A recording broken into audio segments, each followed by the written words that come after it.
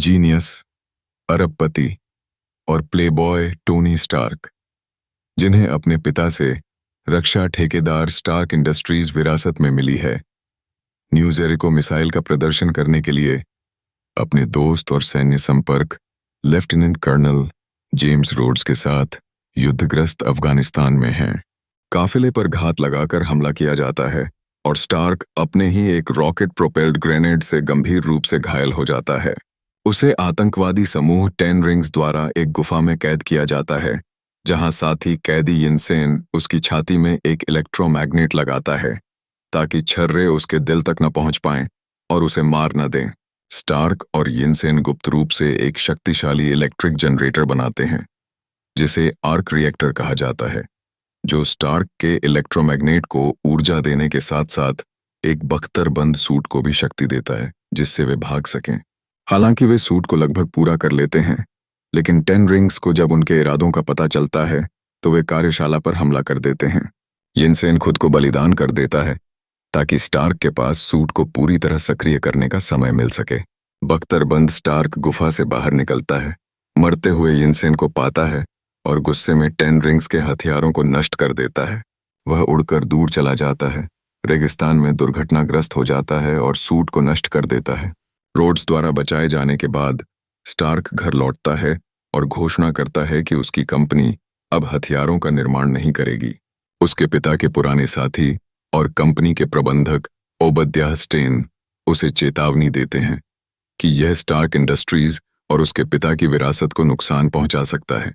अपने घर की कार्यशाला में स्टार्क अपने सूट का एक बेहतर संस्करण और अपनी छाती के लिए एक अधिक शक्तिशाली आर्क रिएक्टर बनाता है। व्यक्तिगत सहायक पेपर पॉट्स पुराने रिएक्टर को एक छोटे ग्लास शोकेस में सजा देती है। स्टेन विवरण मांगता है, लेकिन स्टार्क अपना काम गुप्त रखता है। स्टार्क इंडस्ट्रीज द्वारा आयोजित एक चैरिटी इवेंट में रिपोर्टर क्रिस्टीन एवरहार्ट स्टार्क को बताती है कि उसकी कंपनी के हथियार, जिनमें जेरिको मिसाइल भी शामिल है, हाल ही में 10 रिंग्स तक पहुंचे हैं और उनका इस्तेमाल यिनसेन के गृहनगर गुलमिरा पर हमले में किया गया है। स्टार्क को यह भी पता चलता है कि स्टेन उसे कंपनी के प्रमुख के पद से हटाने की कोशिश कर रहा है।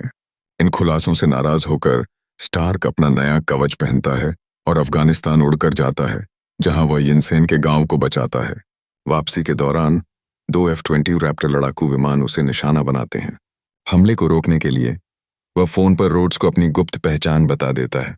इस बीच 10 रिंग्स स्टार्क के प्रोटोटाइप सूट के टुकड़े इकट्ठा करते हैं और स्टेन से मिलते हैं।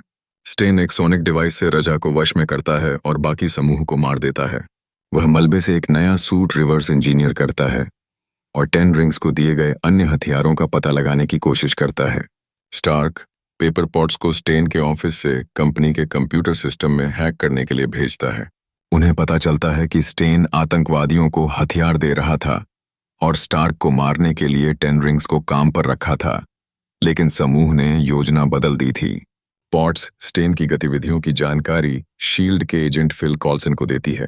स्टेन के वैज्ञानिक स्टार्क के आर्क रिएक्टर की नकल नहीं कर पाते, इसलिए स्टेन घर पर घात लगाकर हमला करता है और स्टार्क का रिएक्टर चुरा लेता है।